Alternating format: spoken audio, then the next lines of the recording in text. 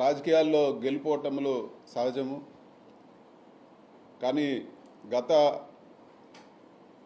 కొన్ని రోజులుగా జరుగుతున్న హింసాత్మక ఘటనలు చాలా బాధాకరము. రాజకీయాలు ఎలక్షన్ల వరకే ఉండాలి, కానీ దాని తర్వాత కూడా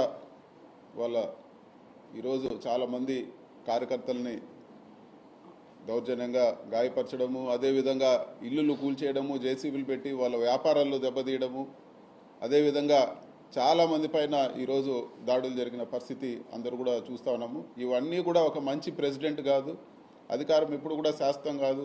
ఎన్నో పార్టీలు ఎంతోమంది అధికారంలోకి వచ్చారు, పోయారు. కానీ ఈ విధంగా కార్యకర్తల పైన దాడులు చేయడము, ఇల్లులు కొట్టడం, ఇవన్నీ కూడా కొత్త పద్ధతి. ఎప్పుడు కూడా ఈ విధంగా రాష్ట్రంలో జరగలేదని చెప్పి కూడా మేము తెలియజేస్తా ఉన్నాము. ప్రజలు మ్యాండేట్ ఇచ్చారు మీకు. మీరు ఏవైతే ప్రామిస్ చేస్తారో, మీరు ఏవైతే మంచి పనులు చేస్తారో అవన్నీ కూడా చేయండి. ఒక విషయం గుర్తుపెట్టుకోండి, 40% పబ్లిక్ ఈరోజు ఓటమి చెందినా కూడా వైఎస్ఆర్సీపీకి ఓటేశారు.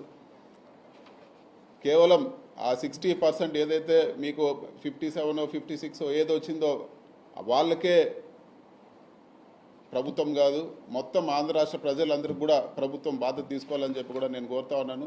ఇలాంటి ఘటనల అన్నింటి కూడా ఇమ్మీడియట్గా లా అండ్ ఆర్డర్ అన్నీ కూడా చక్కదిద్ది ఇలాంటి ఘటనలు జరగకుండా తగిన చర్యలు తీసుకోవాలని చెప్పి కూడా మేము కోరుతాను. అదేవిధంగా ఈరోజు పార్లమెంటరీ పార్టీ మీటింగ్ పెట్టుకొని ఇవన్నీ కూడా అందరికీ, పెద్దలందరికీ కూడా, ప్రెసిడెంట్ గారికి, ప్రధానమంత్రి గారికి, హ్యూమన్ రైట్స్కి, వాళ్ళందరికీ కూడా ఈ ఇష్యూస్ ఏవైతే ఈ ఘటనలు జరిగినాయో ఇవన్నీ కూడా వాళ్ళ దృష్టికి తీసుకుపోతామని చెప్పి కూడా నేను తెలియజేస్తాను.